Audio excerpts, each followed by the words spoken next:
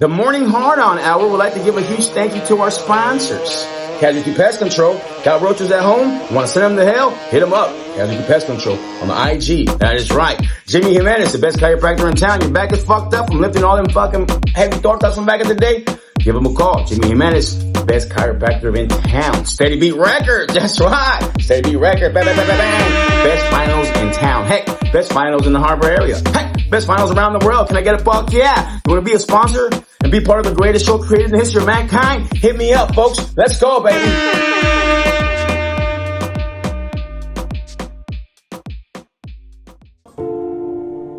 ¿Cómo estás? Chaparro, ¿cómo está? Bien. Agüitado. Perdimos, Chaparrito. Valió mal. Traigo una comidita, un tasajito. Ay, güey, ¿de veras? Seguro. ¿De veras? Oh, fucking Chaparrito, es buen amigo usted. Muchas gracias, Chaparrito. Tal vez con esto me alegro, ¿verdad? Sí, si quiere, al ratito jugamos, hacemos unos penales aquí. Órale, chingón. Muchas gracias. Se lo agradezco a Chaparrito. Are you sad and depressed because your team lost and need a good friend like my buddy here, Chaparrito? Well, come on down to La Perla Tapatilla Meat Market. Hey, I started playing penales with my buddy, and guess what? I forgot all about it. They got the best meat in town. As for the special, as for the tasao, it is going down here at La Perla Tapatilla Meat Market, folks. And them D-Box sent ya. Vámonos!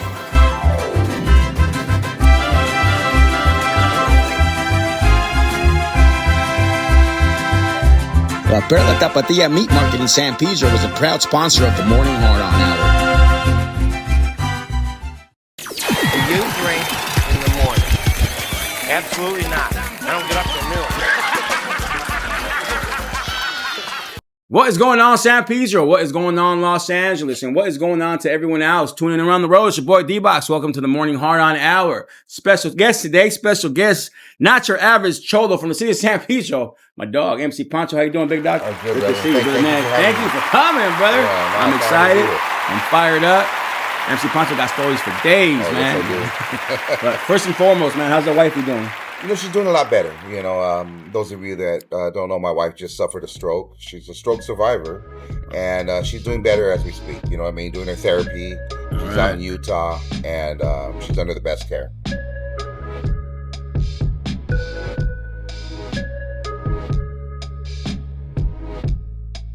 Shit, let's start from the beginning, if you don't mind. Well, first off, Chamorita, where'd you guys meet, man? Since we're talking about the wife, you might as well start from there. Okay, well, I always tell everybody the story that, she's an islander. She's from she's Chamorro, which is the island of Guam, the Mariana Islands. Okay. So I always tell everybody, they're like, where'd you meet her? I met her on an island. Meet her in the Mariana Islands, Hawaii, Samoa. No, Terminal Island.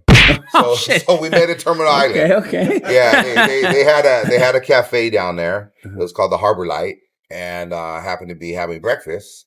And she walked in, and the rest was history. This was 1993. Nice. You remember the icebreaker? You remember the icebreaker? Well, yeah, I had just my biggest goal. I was doing my music then, rapping, so I thought I was a rapper, and my biggest goal was coming out in a magazine called Orly's Lowriding Magazine. Okay. And Orly did a feature on me in Orly's World, which was a write-up on me and my DJ.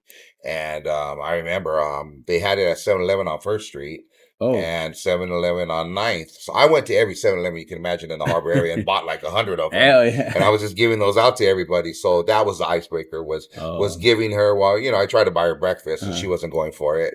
So I go, man, she just keeps she's shooting me down. All right. So I went outside and digged in the trunk and had a magazine for her when she came out. Let me show you this one real quick. Yeah. That's right. That's right, man. How did she get her name, Chamorita? Is that a nickname? Or no, that's she's Chamorro. So okay. Yeah, so the women of Guam are the Mariana Islands. Let me rephrase, because I know a lot of them are going to correct me. So they're Chamoritas, and the guys are Chamorro. So that's where that came from. Okay. Chamorita, yeah. So you guys been holding it down since then, huh? 1993 established, yeah. Yeah, man. I know you just recently did another podcast, and you always say this quote, and find what you love and let it kill you, right? Kill you, yeah. That's pretty cool, man. Yeah, those are our words, and I found what I love, and it's killing me now. What I've been going through, and I'm sure back in the days I was killing her, so it kind of balances out the relationship. Yeah, so all you lovebirds out there, what's a good advice when to give these lovebirds how to hold it down? I've been asked that, and I really don't even know how to address that, because I'm fortunate that I found my soulmate, and she's been there for me as that push, you know what I mean, to do all the things that I've done, you know, whether it was music, whether it was acting, or whether it was even purchasing something that maybe I didn't have enough money for. She was like, well, why can't you get it? Here, I'll put mine in and we'll make that happen. Oh man. So, you know what I mean? Our relationship, it's not your average relationship. It's like, I don't even know how to describe it, you know? So I don't know how to give a younger couple advice as far as like, you know, how we've been going strong since 93. It doesn't happen all the time. Yeah. You know, and what we have, it doesn't. Very true. Very true.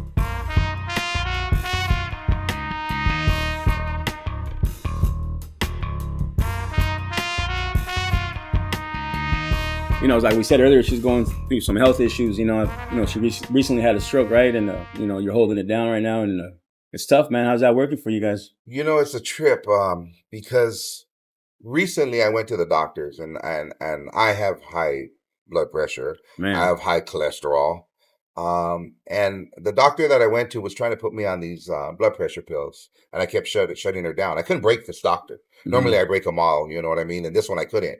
And I go, no, I'm not going to take them because they make me drowsy. I operate a machine at work. Yeah. And it just ain't going to happen. And I kept shutting her down. And then she put something in my head, and she goes, well, do you want to like die of a stroke or have a stroke and not die? And then I'm like, what do you mean? And she goes, yeah, like be left half paralyzed. And that stuck in my head. That's and scary. I remember I came home and I had told Chamorita, I had told her, I said, man, she got me. This one got me. I couldn't break her. You know, she even told me that, you know, she would work with my schedule to come and do blood work and to check my blood pressure to make sure, you know, I go, but when she said something about like, because when she asked me, like, do you want to die? I'm like, everybody's got to go. You know what I mean? I was real sarcastic and real, you know what I mean? Like, you know, yeah, I'm ready. You know what I mean? Like that, you know, but when she hit me with the part about like, what if you don't die and you're half paralyzed? And then it hit me like, wow. Shit. So recently with Chamorita having the stroke, and we had this conversation just yesterday, and I opened my eyes to something and I told her, you weren't supposed to have that stroke. I was. Oh. And you know, even right now I get a little emotional speaking on it because I go, you saved me because you could have been a lot worse.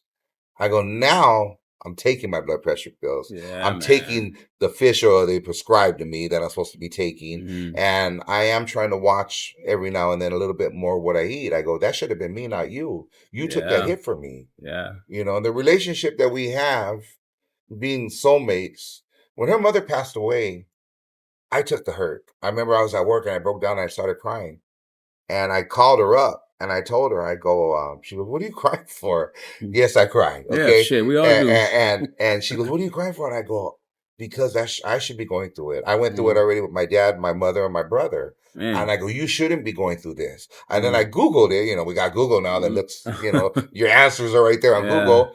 And there's a word for it where you could feel your partner's hurt. You take that hurt. Yeah. And I did. I took the hurt. She's hard as nails. Like she didn't cry when her mom passed. I was the one that was at work crying while she was in Guam, you know, for her mother's services. And I told her that yesterday when we had that conversation. I go, remember, I took that. And then I go, well, you took that from me now. You took that stroke from me. Man. So now, I mean, did it make me feel any better? No. You know, it's more like like, fuck, that should have been me. That should have honestly been me. That should have, you know, because I mean, she had no issues. She had no red flags, no warnings, no high blood pressure, no cholesterol, none of that. I have all the above. And I've been living with it for the longest, not taking care of myself. And that just came unexpected for her, huh? Just like that. Yeah. And now you're taking the pills. And just now, because, I've been, you know, I started taking them after when I couldn't break that doctor. Yeah. You know what I mean? I started thinking about it, but I mean, this was all within the month.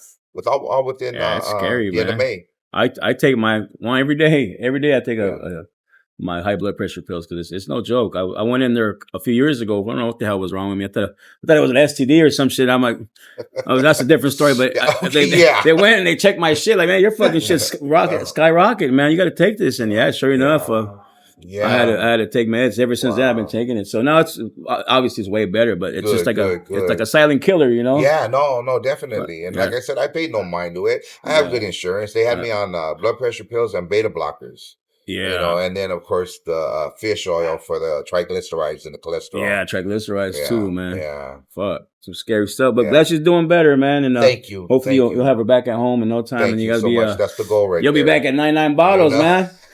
we'll still be doing, we'll be at 99, not as much. And, it's a wake up call, you know what I mean? So it's time to slow down a little bit. I'm 55. Chamorita 64. We don't act it, and we sure try not to look it.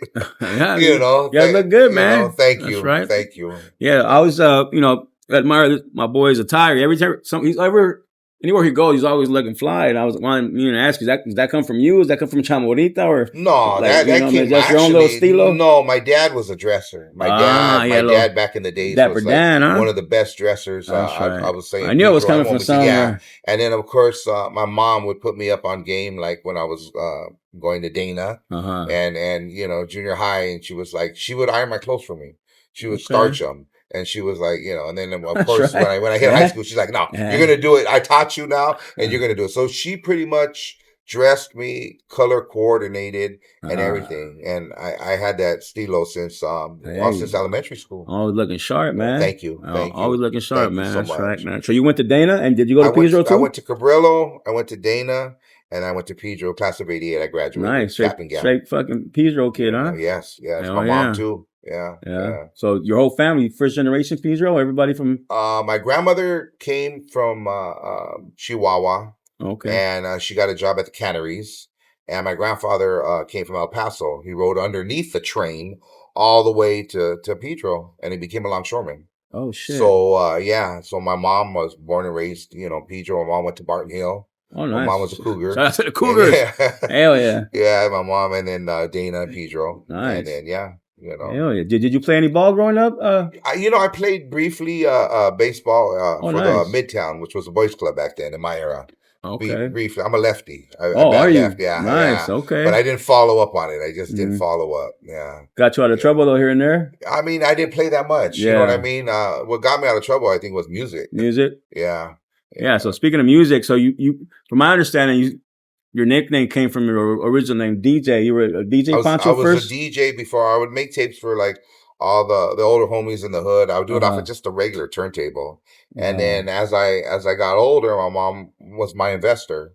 So she bought me two Technique 1200s and a Newmark 1700 mixer. Okay. And that kept me, I always say that mixer was bulletproof. And by saying it's bulletproof, meaning it saved me. Yeah. You know what I mean? It kept me focused on making music, cassettes, which I did. Kept you busy at home, huh? Yeah. Your mom was a smart one. She goes, this fool got skills. Let me give him what he likes, and also keep him at home at the same time. Yeah. That's good, man. That's what's up. So your mom was a big influence in your life growing up. Huh? She was my investor and she was my push. Yeah. How about pops? Well, my dad died when I was 8 years old of ALS, which is Lou Gehrig's disease. And my dad suffered. It was real rare at that time, and there was another one in the family. My brother, I had a brother. So my brother died of a heroin overdose 9 months before my dad died, and then my dad went right after that. So from there on, I was 8, 9 when that happened. So from there on, it was just me and my mother. Shit. Yeah. I was fortunate to have her up till I was 36. Oh, okay. Yeah. She was riding with you for a while then, huh? All to the end. Yeah. Did she ever make it to? She ever make it to Japan with you up there? No, that all came after that. I always say if my mother hadn't passed, I would have never did the CD. There was a CD that was dedicated to my mother. And I would have never did that CD if my mother hadn't passed. What's your mother's name? You don't mind me asking? Well, Shorty. Everybody knew her as Shorty. She was only 4'11". So everybody knows Shorty. Shorty from Barton Hill. That's right. Shorty from Barton Hill. Yeah. That's right. That her life was sacrificed for me to be actually even telling the story to you, sitting here with you, because I probably wouldn't have completed what I did. I did mixtapes in 1988. I did over 30 of them called The Harbor Area Sounds. Yeah. And that was from those are on cassette with covers. And, let's skip to 2008, 20-year anniversary. I'm doing a CD, which was dedicated to my mother. This is 20 years later? This is 20 years later. Oh, shit. Okay. This is 20 years later. Yeah. So that's how Japan got wind of what I was doing. And thanks to MySpace back then. So in between those 20 years, you were just chilling. You weren't. I mean, I have a day job. I'm a longshoreman, so my day job was that. I mean, I was done with MC Pancho or DJ Pancho. Both of them were just has-beens. You know what I mean? It was like I was laying on the couch at has-been, and somebody just approached me and said, "Hey, you want to go on tour? You want to complete what you never completed?" It's like a soap opera, you know. You get off that couch, you're going to fly to Japan, you're going to do a tour, and you're going to do what you never completed, and that's exactly what I was doing. So the Chicano culture in Japan is really big, right? To this day, right? Oh, real big, yeah, real big. I mean, it's kind of fading, but it goes and it comes back. I got to see them where they're still, choloed out and cholad out. And, wow, what was your first reaction to seeing a bunch of Asian fools dressed up like fucking cholos? One of the major tours, we were there for 28 days, and we did every city you could imagine in Japan, every city. And one was like just going to another city and just seeing them like looking mean and mad dogging. Oh, shit. And it was, you kind of forget, like, oh shit, you think you're back home. And then all of a sudden they're like, picture, like, oh yeah, And then another time I was at the bus stop in Japan. I just wanted to like, it was my last day, and I just wanted to. And I got up early, went out there, and I sat there on the bus stop. And I'm like, "Fuck, I'm in Japan. I can't believe this shit." I did it. And then a 64 drives up, right? Shit. And they're 4 deep. And they're looking at me, I'm like, oh shit, should I duck? I'm thinking like back home, right? And then they looked at me, and I looked at them, and they go, MC Pancho. And I'm like, yeah. And they're like, ah. And they start high-fiving each other, but they didn't come back. I'm like, come back. We saw that fool. You know what I mean? Yeah. Wow. They were like all happy. So they're deep in the culture, huh? I wonder if it was just more did they actually gangbang too, or they're just more of their fucking they're more. I mean, they know the history. That's what I like about them, and you know what I mean. They know because I would ask them questions, and then I do Q&As with them. Yeah, like I did with Not Your Average Chicano rapper would do. I would hold a Q&A with the translator, and they would ask me questions, like what I was at liberty to speak on, and I would answer their questions. But a lot of them knew already because I would quiz them, and I would ask them, hey, do you know what that means, or do you know why you have that? And they knew. I'm like, okay, that's a new one on me. You got me. I'm pretty sure they had nicknames to themselves too. Oh, yeah. Wow. Yeah. That must have been dope. You said you were out there a whole month? I was out there. My first trip was 2008. We're out there 10 days. The second one, they brought me back for the Super Show, the Lowrider Super Show, and I was able to bring Chamorita with me on that one. Nice. And that one was, I think, 2 weeks. Yeah. And then we put together a tour, which was my retirement, which I called it the Power and Respect Tour. And I told the promoter, I know 3 other rappers that paid dues, and they should have already been out here, and they never been out here. One was Cuete Esca from Redondo. One was Little Blackie from Riverside. The other was Chino Grande from Whittier. Okay. So and they're all different camps. All of us are different. All 4 of us are different camps. So I go, let me bring them out here, and it'll be my farewell tour. This guy already had sold shows. He was already making phone calls. And he already, me and Chamorita was my witness because we're in the back seat. And I could just I could hear he's mentioning our names. And this is in 2008? This is in 2009. 2009. So this is where you said MySpace is already coming around, social media. Yeah. So how do these fools know about the shit that's going down here? Through MySpace, or they're diehard. That's crazy. They really appreciate the culture and the music. Yeah. They really like really. I mean, there was people that came, I was featured in a lot of teen angel magazines back in the days. Yeah. And they were coming with me to bringing them for me to sign them. Oh, and I remember one had brought one to me. I'll never forget. This was 2008, the first trip. And I go, oh, you want me to sign that? I'll sign it, but I'm not in it. You know? And then they go, no, you are. And I'm like, no, I'm not in that issue. And they opened it up, and I was in that issue, but I had forgotten. Oh, shit. And I'm like, holy shit. Like, wow, I am in it. That's dope, man. And I thought they just wanted me to sign, their magazine. Yeah, I already knew Big MC Pancho was on. So no, they really appreciate, and they did their research. That's right. There's a crazy story of how I think Japan got involved with your life. There was a guy in prison, right, that was writing a book or something, Well, there was a gentleman. He was Yakuza, and Yakuza. He ended up selling.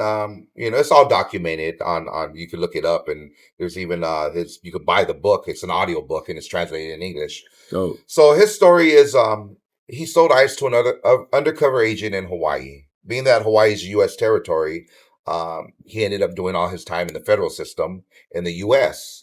So every prison that this man went to, mind you, he don't know a word of English. He don't know the culture, the custom, or how prison works. Mm-hmm. So anybody that would approach him, he didn't know what they're trying to take something from him or what. So he'd just take off on them. You know what I mean? He'd just bomb on them. And, On sight. you know, on sight, right? So boom, he's transferred. He's transferred. He made his tour, and the whole was probably the winning. book, He you probably can see fucking everybody up. everybody. Yeah, well, finally they isolated him. Oh, They shit. had him in isolation and like the hole. Mhm. And he was able to get a letter out to the embassy of Japan.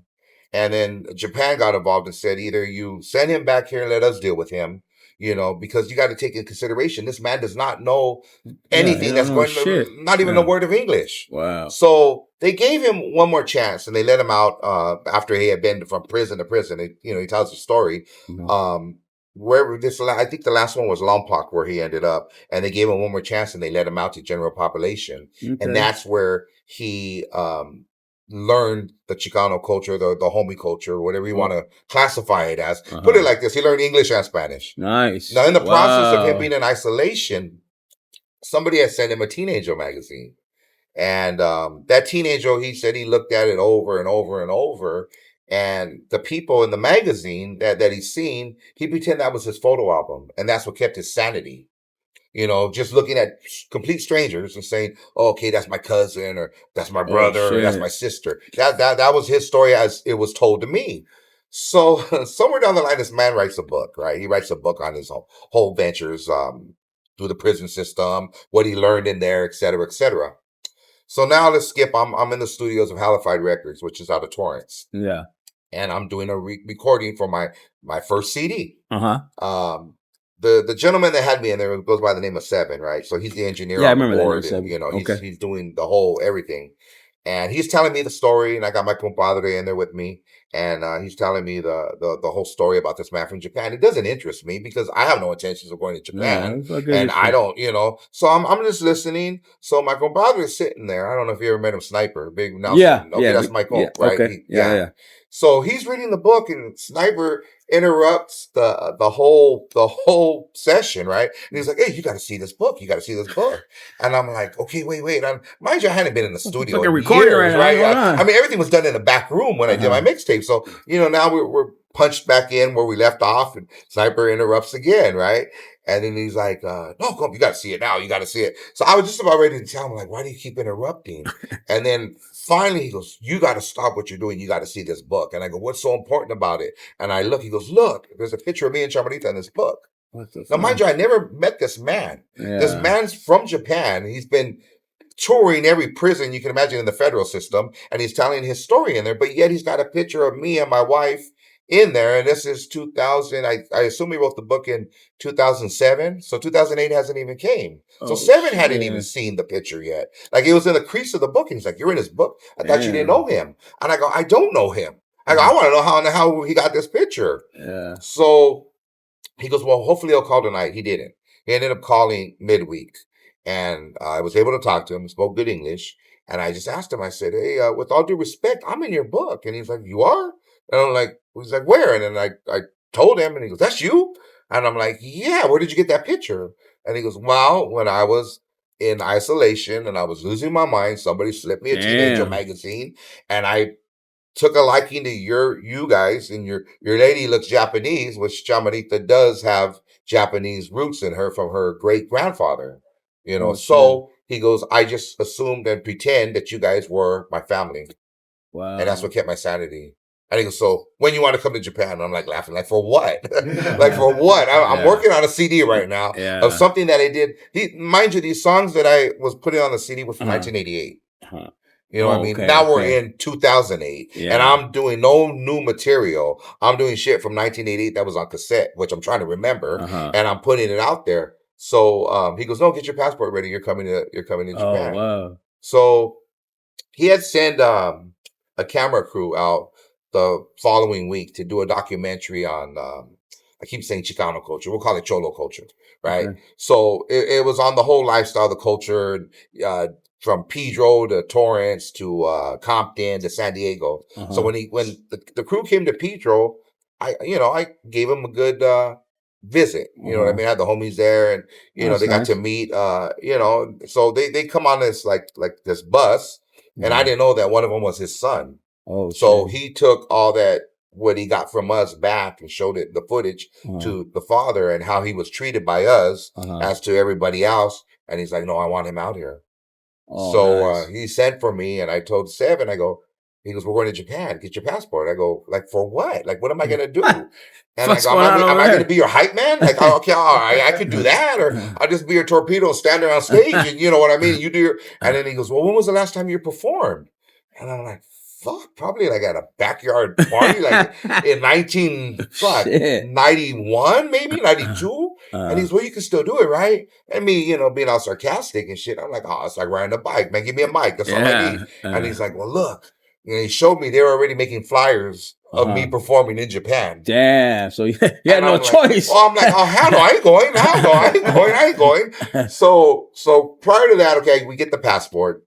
Damn. And I'm practicing every day in the living room. And I'm doing some weird shit like trying to fill the mic and catch it. And Chamorita's looking at me like, nah, that ain't gonna work. I'm trying to do some dance moves and shit. And then she's like, just be yourself, man. Like, just be yourself. Like, they want gangster, give us some gangster. I'm trying to do all this new shit, like going a la Kuja on them and all this and all that, licking the lips and everything else, right? Yeah. So she goes, no, just be yourself. That's what they want. Give it to them. And that's what I did. Right, that's exactly what I did.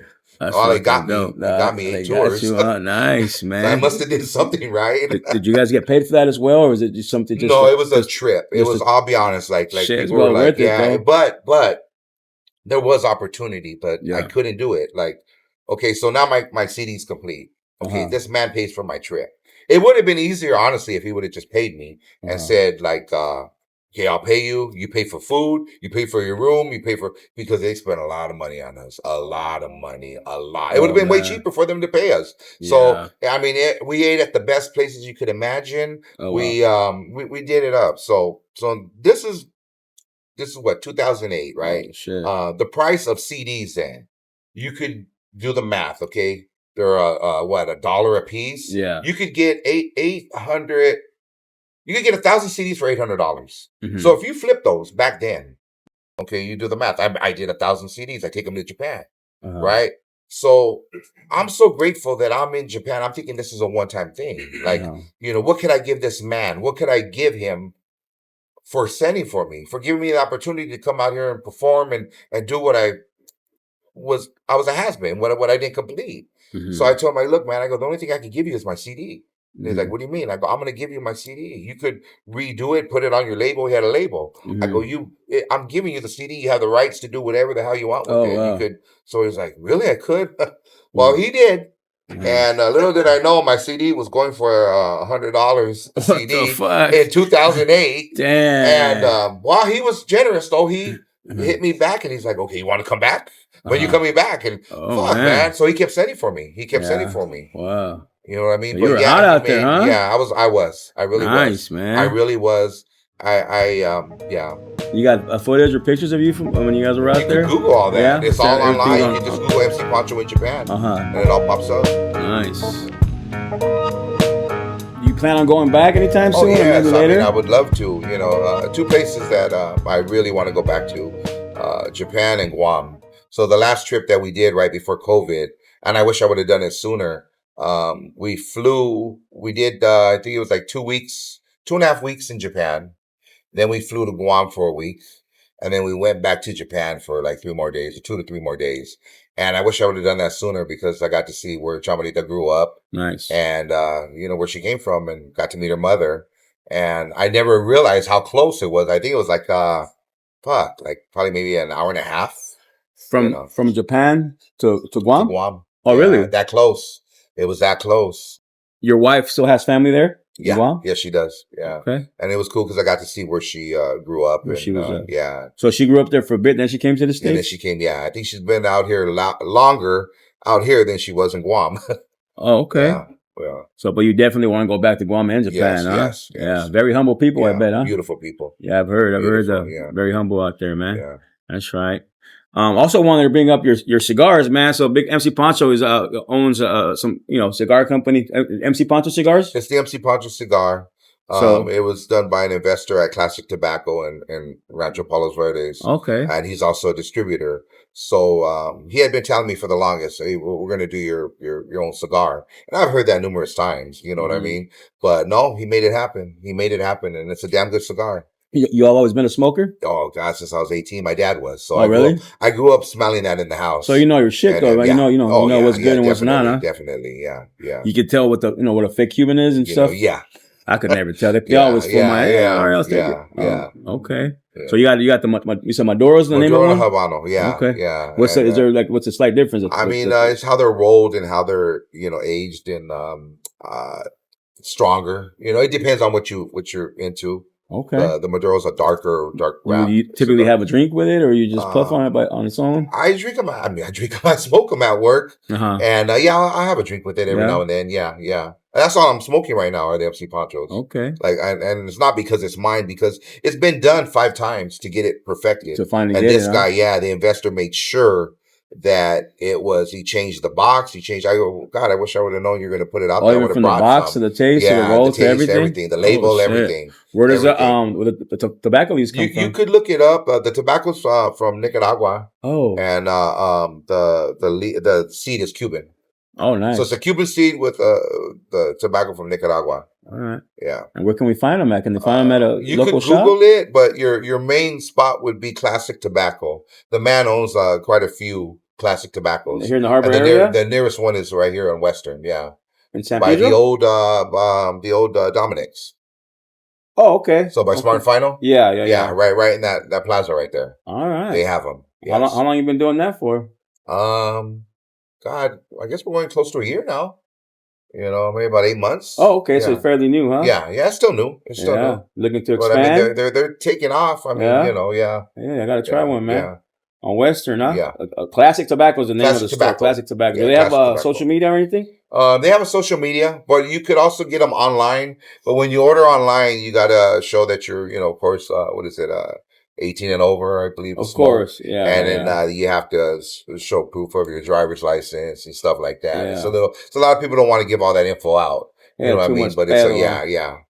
Yeah, I might have to try one, man. I'm sorry. I should have brought you some. Nah, it's all good. It's all I'll good. make that happen. I'll make it happen. A little trago and have to smoke a little cigar. Yeah. What's your when you do drink? Next time, if you ever come again, I'll have a little bottle for you. What's your poison? Oh, Bucanas. Bucanas? Yeah, that's all I got. The 18, 12, no matter. I got used to the 12 because mostly everybody has the 12. I like the 18 and the red label. The red label's on another that's the highest. Oh, really? But the 12, I it's sad to say my body's already immune to it. So I can you want to mix that one with pineapple juice. That's the one you want to mix with. Okay. I drink it straight. Everybody's like, God, how could you drink that? And then when I pull an 18, like at 99, you got an 18, bring us an 18. And everybody's like, man, that's way better than that other one you drink, but I'm already used to it. Yeah. Okay. Yeah. How often do you drink nowadays? Honestly, I'm not like a guy that goes home and has a drink. I just do it when I we'll call it work. Okay. Not my day job, but like at 99. Okay. Shout out to 99. Yeah, so, he major shout out there. to 99. Yeah, that's my home right there. Any upcoming projects you got going on? Anything you're working on at the moment? No, not really. No, just my day job. Because after this happened with Chamorita, I said I wasn't going to book anymore. Just the previous ones that I have booked. So I have one this coming Sunday at the Derby Room, California Show Offs. It's a car show and concert. What city is that in? Pomona. Pomona, the Derby Room. Recently, you were part of the East Side Story, right? Yeah, I was on a little mini tour with Thump Records. Nice. So we did Montebello, we did Victorville, 3 shows in Victorville, and then brought it home to Petro. Yeah, that was a good turnout. Yeah, that man. was real good. Turnout for the city, huh? Yeah, real good. You had some good headliners up there, right? Who closed it out? Sugar Free closed it out. Nice. And then you had Mariah Avila. You had quite a few. It was a pretty big lineup. No fights or nothing. No, it was very peaceful. Very, that's right. Very, yeah, they kept it peaceful. That was cool. Yeah, you guys thinking about doing it again, running that shit back? Yeah, next year. Yeah, official. Yeah, they're going to bring it back to Petro. Yeah, that's cool. So pretty much, what is it? Like a lowrider show along with music, with the concert. Yeah, car show and concert. Yeah, nice. Yeah, that's the Chicano culture for that ass, huh? Yeah. What do you think about the Chicano culture as of now? Has it changed drastically? I mean, have you seen it? I see it go and come. You know what I mean? So it depends on where you're at. Like you'll see a lot of people ask me this question, and they always ask, like, how do I feel about the ones that dress a certain way, and they're not God, I'm not gonna put a filter on it. They're not banging. Yeah. And I'm like, well, there's no 401k plan in banging. There's no retirement. Yeah. I mean, I'm glad that somebody's still carrying that on and they're taking the time to iron their clothes and crease and cuff, so I enjoy seeing it. Yeah. They're dressing like that minus the risk that we took in my era, growing up in the 80s and 90s, dressing like that because you were a target. Now, your average banger don't look like one. You know what I mean? You're right. So the ones that are dressing like that are just carrying on tradition. I mean, the same thing happened with they're doing it with the Pachuco Zuzuri. Yeah, that's a beautiful tradition, and I've seen it lately on youngsters. Not even like kids in their teens. In their young teens. Like, that's pretty cool. I dig keep it going. I really did. I'm not. So everybody they're kind of shocked when they hear me say that. Like, I don't see anything wrong with it. They're doing it minus all the bullshit that we went through. Exactly. Keep it alive, man. Yeah. Keep it alive. Yeah. So, when you're on your own, or you're dipping in your roundflower, what music do you typically bump, or when you're just chilling? Sade is one of my favorites. Oh, give me some. Come on, Sade. You too? That's my high now right there. Yeah. That's the one that got away, man. Yeah, the one that got away. Yeah. She don't fucking perform no more. What's her story, man? She's she only comes out and she only does like an album like every 20 years. Yeah. She's one, and then believe it or not, Lisa Stansfield. Okay. Been around the world. That's one of them. Yeah. That's a good one. That song was for me. That's a good one. Did you ever sample any Sade back in the day? No. We mostly sampled Zap. It was your typical Zap, Oh Honey, different delegation. It was like your gangster beats. I never thought of it. No. I'm sorry. I stand corrected. Hang On to Your Love. Hang On to Your Love. I did that in Japan. You sampled that one? Yeah, Hang On to Your Love. Just looped it. Looped it over and over and over and over. Yeah, I'm sorry. I take that back. Yeah, Hang On to Your Love. Check that one out, man. Yeah. That was never recorded, but that was on my show tape for Japan. If you Google certain, it should pop up where I'm flowing to that. Wow. I forgot about that. I forgot about that. Sade made the cut. Yeah. Hang On to Your Love. Yeah. I'm gonna tell Chamorita. I'm talking about Sade right now. MC Pancho, I got a question for you, big dog. Somebody brought up butterflies. My apologies, I didn't really do any research, but somebody brought up the butterflies. You got stories about? I'm not sure exactly what it is, but you want to touch that? Yeah. Well, the day that my mother passed, we always had this story, like, if there's a such thing as heaven or hell, I'm going to come back and I'm going to tell you about it. That's what my mother would always tell me, right? Oh wow. So I'd say the second day that she had passed, I'm in the backyard and I'm doing anything I can to keep occupied. So I start cleaning out the garage, which was just a shack. And this butterfly comes flying, but not like a graceful butterfly, like kind of like I thought it was a bee. And I ain't trying to get stung by a bee. So this butterfly landed on me, and it was a monarch. And it just landed right on me, and I looked at this butterfly, and when I looked at it, I just felt my mother's presence. And I just told her, I said, Mom, and my mom would always, when she would wash clothes, she had a clothesline, and she'd hang them, to sun dry. Yeah. So this butterfly landed it flew from me to the clothesline and just flapped her wings and looked at me, and I just said, Mom, if that's you, just stick around for a little bit. I think I'll be all right, but I need you still, So then the butterfly took off, and that was it. So I honestly thought maybe I was trying to believe in something that wasn't there. Yeah. I'm trying to make anything. It could have been a bird. It could have been anything. And I could have been like, oh, that's my mother. She's back. So that same day, Chamorita comes home from work. Same day.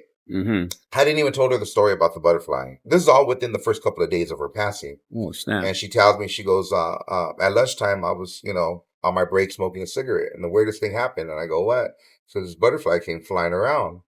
And I looked at her and I go, and? She goes, well, I landed on my pack of cigarettes. Oh, shit. And then she goes, and I just felt like I felt your mother. And she goes, I started crying. I couldn't stop crying. And I go, oh man, like honestly, I wanted her to tell me, like, I go, what kind of butterfly was it? Tell me it was anything but a monarch. Tell me it was purple, green, pink. But don't tell me. So she goes, well, I think they're called Monarchs. Wow. And I'm like, oh no, she's back. Like, so I didn't tell her my story, right? So now my mother passed away of congestive heart failure at Long Beach Memorial. So the third day, like this is day 3 now, I get a letter from Long Beach Memorial, and they want me to come do a luncheon. And it said, come along and share your memories, laughs, with people that are going through what you're going through. And I'm in denial at the time. So they go, meet people, share laughs, tell stories of your loved one who are all, you're all in the same boat. You're all going through, this. And it's a luncheon. So I'm like, I'm not going to go talk to a stranger and, just say what I just, lost my mother. So I'm like, that was nice of them to invite me, but this ain't for me. So I put the letter aside. So all within the week, now the letter reappears. So I'm thinking that Chamorita, cutting the story a little short, I'm thinking that she keeps bringing the letter back. Well, this time I ripped it up. The letter was actually ripped up, right? And I'm thinking, what did she do? She made a copy. She, what did she, I go, I even got mad at her. I go, why do you keep bringing this letter? I'm not going to go to this luncheon. Yeah. I don't need it. I'm in denial. Yeah. And she goes, no, I didn't. I don't know. It fell out between the junk mail. You get the junk mail, the letter pops out. So something made me read the bottom, which I kept missing. I read the whole luncheon. It was a barbecue and share memories, et cetera, what I just told you. But the bottom said, an experience our butterfly release ceremony. Oh, wow. So now I'm like, okay, I'm going. So we end up there. We end up at the thing, and what am I doing? Exactly what the letter said. Sharing stories. I'm sharing laughs. Talking to complete strangers. We're talking about getting a butterfly tattoo, and et cetera. And I'm the lady that put this together was a social worker. To this day, I wish I would have kept in touch with her because she knew I would be there. She told me I knew you'd be here. And then I go, well, I have a lot of questions. I've been getting these visits like you wouldn't believe. And I had one. My wife had one. Yeah. Not to mention, I had gotten you were asking me about artwork earlier. I had gotten this piece from prison, and it was a Jaguar warrior. Now, I collect a lot of artwork. I put together 2 art books with prison art that I've collected from different people that sent me artwork throughout the years. I have a real big collection of prison art. In my whole collection, I've never had anything with a butterfly. This piece that was sent to me within the week of my mother passing was a Jaguar warrior holding a butterfly, a monarch in his hand. So everything was just happening and being put together. And then another friend of ours was real close to my mother told me he was driving by Royal Palms and this butterfly had flew in his car. And mind you, I hadn't told him the story. I hadn't told Chamorita the story. Yeah. And this was all within the week. So it was all just too. Mom was still checking up on you, huh? Yeah. Wow. It definitely was. Definitely. That's a cool story. So now you got that tatted. You got any butterflies anywhere else? Or I have them wherever I have room left. Oh, shit. Okay. Yeah. But this was the main one that, represented my mother. Yeah. That's dope, man. Yeah. That's right. So, I'm pretty sure she's still, Oh, yeah. Around. There's some, yeah. Man, that's a crazy story, man. Was that therapeutic for you going to I needed it. Yeah, right. I needed it. I definitely needed it, which I didn't think I did. I was like in denial. But like I said, I was, it's weird because you made friends with other people that just lost a father or, a family member or a mother. We all said we were going to keep in touch. None of us did, but, so back to the release ceremony. What it was they sedated these butterflies and they had them like in a little envelope and then they give them to you. They weren't monarchs. They were little white ones and they were supposed to fly when you release them, but they were so sedated that some would just fall over. They couldn't. They were like frozen. Some flew, some did. They didn't go the way they were supposed to go. Oh, you know what I mean? So they were supposed to like take off and they didn't, I think mine just went here. They fell over. You had to pick it up again and try to, hey, go. It was one of those. Yeah, it was one of those. Man. But it had us all laughing and it had us all remembering and telling the story. You know what I mean? Right. Oh, and it did help. It was very therapeutic. I'm pretty sure, man. How are you doing now? I mean, I'm pretty sure you still think about, every day. I mean, she's there's major videos that I have documented on my social media of my visits after that. And it makes me just feel like she's still with me. Yeah. You know what I mean? So honestly, like nobody ever thought I was gonna make it after losing her because we were so close. Uh-huh. We were just too close. But I'm here and I'm living each day for her. That was like your pretty that's much my best friend. your older homegirl. Yeah, my much. older homegirl. Exactly. People that see pictures are like, "Oh, Shorty was your older homegirl." But Shorty was my mother. They're like, "Well, the way you put it, you guys are both throwing the neighborhood up." Right. That's my mom. And they're like, a few people had told me, like, word for word, what you just said. Yeah. That was your older homegirl. I'm like, yeah. So and my mother. I'm pretty sure, like, she trusted you, and you trusted her. You guys had that, that common ground, that common understanding. Very. That's good, man. A lot of people don't have that with their mom, so that was pretty cool. Well, I mean, we were just left together. It was just the two of us. You know what I mean? After my brother and my father passed, like we had no choice but to take a liking to each other and get close, and we did. Because I was closer to my father and she was closer to my brother. Yeah. And then we would have our arguments. I remember one time when I just got with Chamorita, and she had came to the house and she didn't know the kind of relationship we had. And me and my mom, Shorty, would get into like fuck you matches, we talk shit to each other, right? And that's not your average relationship. People say it's disrespectful, but it was just how we talk. Yeah. So we're going at it, and I remember she told me, she goes, my brother's name was David. And then she goes, they should have took you instead of David. And then I just, well, shit, they should have took you instead of Dad, right? So I remember Chamorita was like, she ran out. She was gone. So we're fuck you, back and forth. Then all of a sudden we're laughing and giggling, and then I'm like, where did she go? And then I just was like, I don't know. We went in the back, like she was nowhere in sight. Like we were so caught up in our fuck you match. And then I called her. I remember I called her. I'm like, hey, you're at home? And she's like, well, you guys were. I go, oh no, if you're gonna be hanging around with us, you gotta get used to that, girl, because that's how we talk. Yeah. And she goes, I never heard anything that was so hurtful. What was hurtful? Well, she said about you. And I go, well, you didn't hear what I said about her?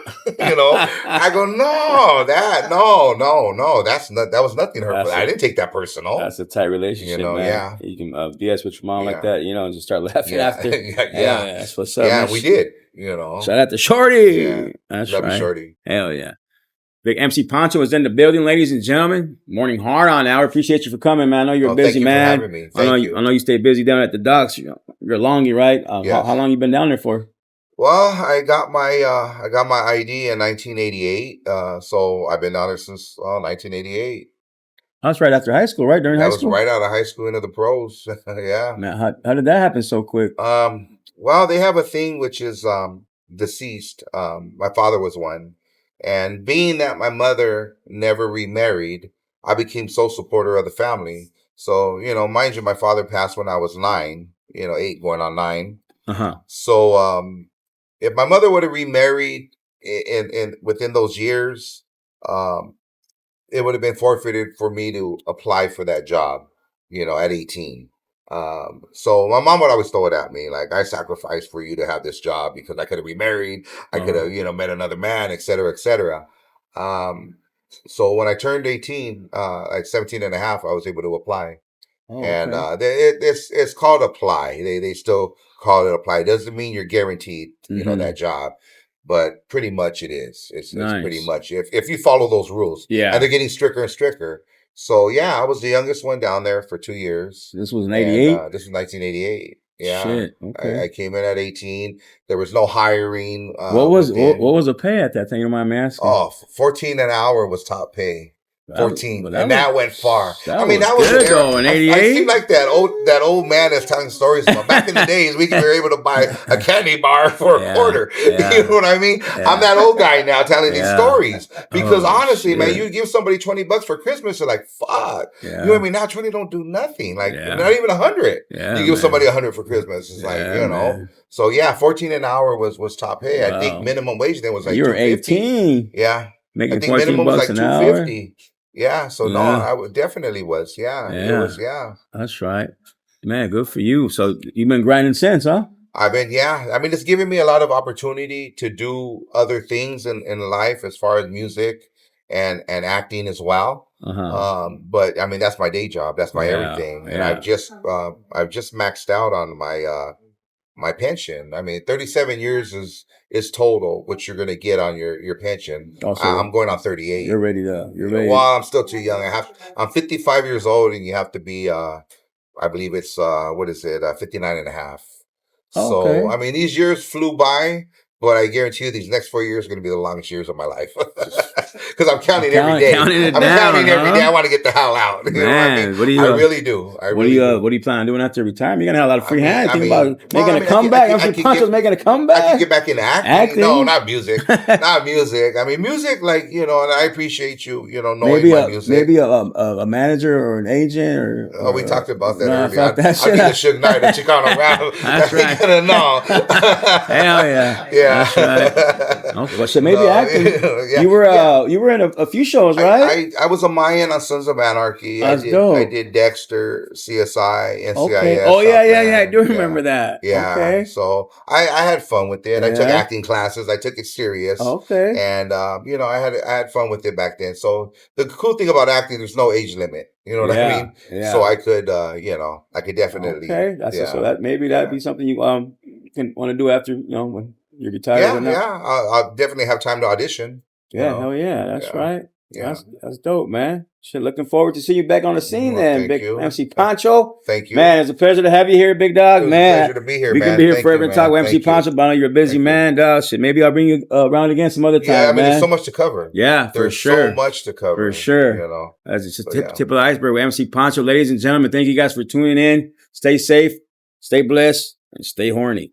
The Morning Heart on Hour.